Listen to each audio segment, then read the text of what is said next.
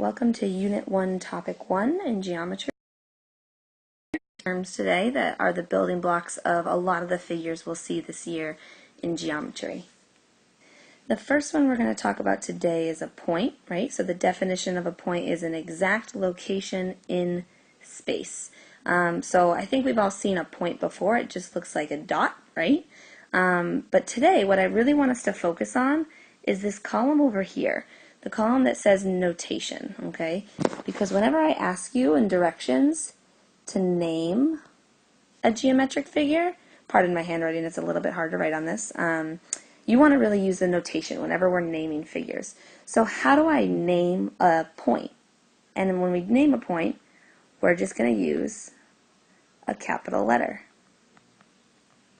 Okay? So let's pick a letter. Let's pick A, right? There'll just be a letter A right next to the point, and we would say that is point A. And the next figure that I think we're all pretty familiar with from Algebra 1 is a line, right? So I think this is a picture that we usually see when we think of a line, like a straight line is usually what a lot of people will say. And the technical definition is just a collection of points that extends forever in two opposite directions. So what's really important about a line is what I wrote over here in the notation column, that a line needs to have exactly, I like this better, at least 2 points. Okay, so I can't just draw a straight line.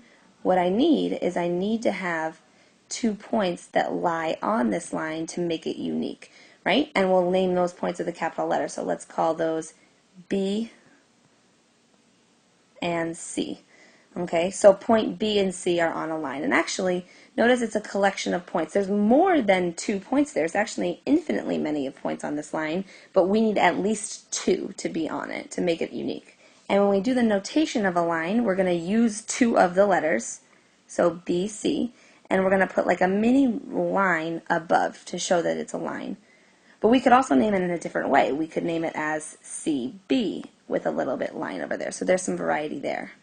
When we talk about, now let's move on to the next one, a line segment, that's going to stop, right? So a line segment is only part of a line, okay? And what's really important is it has 2 endpoints. So we have at the very end, right, 2 points that signal this is the end of this line that I want to talk about, right? Again, let's label those points. Let's call those P and Q, right? And so it's part of a line, and the notation will be PQ with a little line above it, right? And this time, notice the difference. Up here, we had arrows on the end, and down here now with the line segment, we don't, okay? And can we think of another way to name this? We could switch it around again. We could say QP with a little line segment over the top like that, okay? I like this one here. I like this ray. I think another word that we think of when we hear ray is maybe like an arrow. It looks like this. Okay, but let's take a look at the definition and see if we can label this correctly. So it's part of a line, okay, with one endpoint. And I'm going to guess that the endpoint is starting right here, right, where we start the ray. Okay, and it extends forever in one direction, which means you need another point on this ray to tell me what direction is it going into. So let's give these points some names. Let's say that this ray is starting at point M and it goes towards point Z. Okay? Now the notation for this, when I'm asking you to name, is not going to get too crazy, right? Because the notation is just going to be, let's take M and Z and put a little mini arrow over the top of it like that. Okay? And now what I think a lot of you might be thinking is, can I write this in a different way, right? Can I flip it like the other ones and write ZM?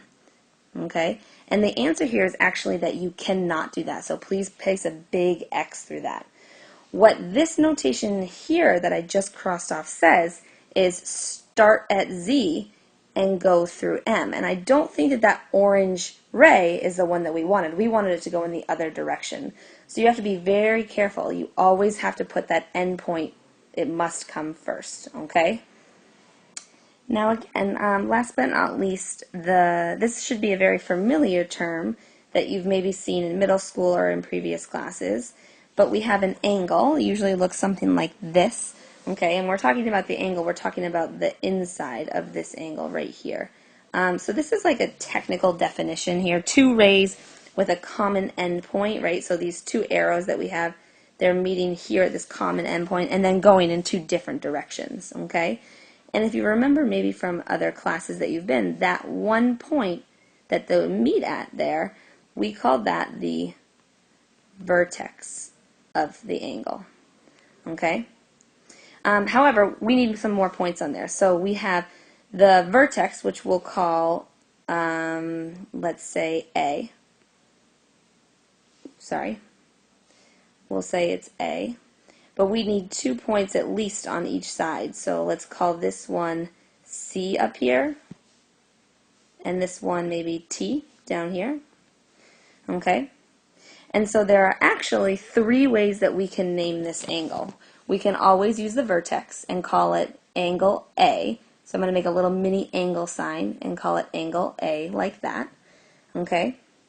And then we can also use 3 letters, and this is going to be a little bit more common for you guys. So I'm going to take angle symbol, and I'm going to like kind of follow along. I like to start at maybe point C. Let's say we're starting at point C. And if I were to like take a walk and walk around this angle, if I start up at point C up here, in order to follow along with this angle, I have to go to A and then I go to T. So that's going to be the order that I write this in. I started at A, I started at C, I went to A, and then I went to T. Okay? But there's another way that I could have started. I could have started at the point T, and notice, if you start at point T over here, you walk to A, and then you walk to C. So the naming of that would be angle T, A, C. And what I want you to notice is that on the middle of each of these naming, or the notation for it, is the vertex, right? So that vertex always has to be in the middle. All right, so let's do some quick examples of these just so we can kind of put everything together. So the directions are saying name, and notice here I gave you some little hints. Remember, name means to use the correct notation.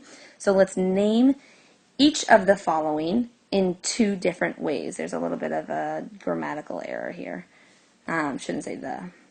So name each of the following in 2 different ways. So if I look at the first one, I'm going to think, what is that? And that, I think, is a line, right? And in order to label a line, we need to take 2 points, right? So I'm going to take maybe P and S, and I draw a little mini line above it, like that. But let's name it in 2 different ways, so I need one other way. Well, we could flip the order, right? I could write SP, but I could also just pick 2 other points, right? We could pick S and L, right? And maybe we name this line SL, like this, and put that little mini line over the top. Both of those are correct, and any variation of those are correct. Okay? Let's look at letter B here. So letter B, if I'm thinking about that, that has 1 endpoint and 1 arrow. I think that's a ray, right? So when I name a ray, remember the very first point that has to go first is that endpoint, at endpoint M. So M has to go first, and then it's going in the direction of, it doesn't really matter here, let's just pick the direction of S. So the first way I can label this is MS and put an arrow over the top. And now if I want to label it in a different way, I still have to start with letter M, but it can go in the direction of T, right? And I can have a little arrow above that, MT. All right, let's hop down to letter C right below it. If I'm looking at letter C, that has, it's a straight line, but it stops, right? So it's not a line, it's a line segment. And whenever we're talking about a line segment, when I want to name it, I'm going to take the 2 endpoints, H and A, and draw a little line above it like that. Remember, now this I shouldn't have any arrows because it's a line segment, it stops. And then we can flip it. We can flip it and say A, H, like this. And I'll have a line segment there, so it's in 2 different ways. All right, and last but not least, let's look at an angle, right? So I want to name this angle in 2 different ways. So remember, one way is we could just use the vertex, and the vertex is always that point where the two angles meet. So we could call this angle T, right? But more commonly, we're going to use 3 letters, okay? Now, since T is the vertex, that has to be in the middle, right? And I have 2 letters that can go around it, but we want to make sure we go in the correct order. I can start at C, go to T, and I can go to A in that order. So the naming would be CTA. And just for the sake of going over this, I think that we can go in the other direction. If I go from A to T to C, we can name that ATC right here. So we did a little bit more work than we had to. All right? At this point, I want you to pause the video and see if you can do number 2 on your own, and then we'll go through it and you can check your work. Okay, so draw and label the following appropriately: A, B, and C. All right, so let's take a second and check your work. Let's look at number A. Number A, you should have realized that that was a line. So I drew a straight line. Make sure you have both of these arrows going in either direction, and making sure that you plotted J and K and put those points on there. You could have switched them and put J there, K first and then J. That doesn't matter, okay, as long as those 2 points are on there, okay? Let's look at part B. So part B, I think, looking at this notation up here, that looks like it's a ray, right? So a ray has one endpoint, and that one endpoint makes sure that it's that first letter, so it has to start at C, and then it goes in the direction of L, so make sure you plotted L also on that ray. And then make sure you have this arrow going on forever. Okay? Let's look at now letter C. Letter C, looking at this notation up here, is an angle, right? So I know right away the vertex, because remember the vertex has to be in the middle. So I is my vertex, which is why I plotted it right down here, okay, where the vertex of the angle is. Again, B and G, you can kind of plot those wherever you would like. Maybe you had G here and B here, that doesn't matter, but making sure the most important point is I, that is in the center of those 2 letters. And you could have had things facing the other way, like maybe your ray went to the left. Those parts don't matter either. It's more about labeling the points correctly. Alright, so very quickly, the last part that we are going to go over is linear and angle measure. Your notes packet might look a little bit different, but it's essentially the same stuff. Okay, so let's read the definition of a linear measure. So linear measure is the distance or length. That's why that word is box. Length is the most important word there, of a line segment, okay?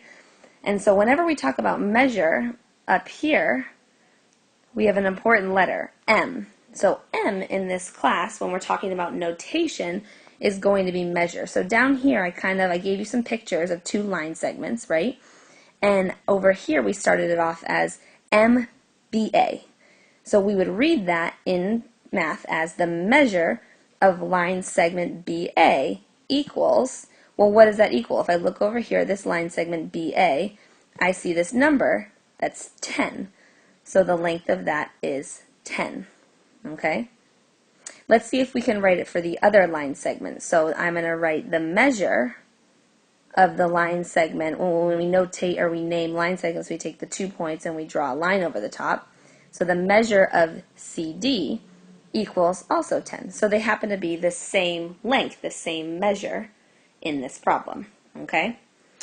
Now let's look at angle measure. Okay? Angle measure is pretty much the same, but it's the degree of an angle. So we measure angles in degrees. And again, we started off looking at this triangle down here. I'm focusing on angle A, okay? And I started it off for you again. The measure of angle A, well, what is that? If I read into the picture, I think that that is 80 degrees, right? And then we could say the measure of angle B equals, well, angle B is over here, and angle B is 45 degrees. And last but not least, we could do the measure of angle C, and that is 55 degrees. Okay? Let's take a closer look at example 3, okay? Because what I like about example 3 is you can think about the measure of angle D, okay? And now where I have trouble with the measure of angle D is I think to myself, what angle is am I talking about, right? Am I talking about this angle here that's 65? Because that has a vertex of D, right? Am I talking about that angle? Am I talking about this angle here that's 25? Because that has a vertex of D also. Or am I talking about the whole thing, the big angle that's right here? Okay? And that's what's tricky about geometry, is in this case, we can't say angle D. We have to use 3 letters so that we can be a little bit more specific. Okay? So if I want to say the measure of angle ADB, well, that means I'm going from A to D to B. That's talking about the 65-degree angle, right? Let's clear this off a little bit, okay? I'm just going to erase this and give us some space. What if I'm talking about the measure of angle BDC? Well, I go from B to D to C. That is 25 degrees. And now finally, right? What if I wanted to say the big angle? What if I wanted to say ADC? The measure of angle ADC. Well, can we add 65 and 25? Yes. 65 and 25 makes up that full angle, which is 90 degrees. Okay? So at this point, there may be some practice, or you might need to make up some homework that you can do, or maybe just you watch this video for some extra help. All right? Have a great day. Bye.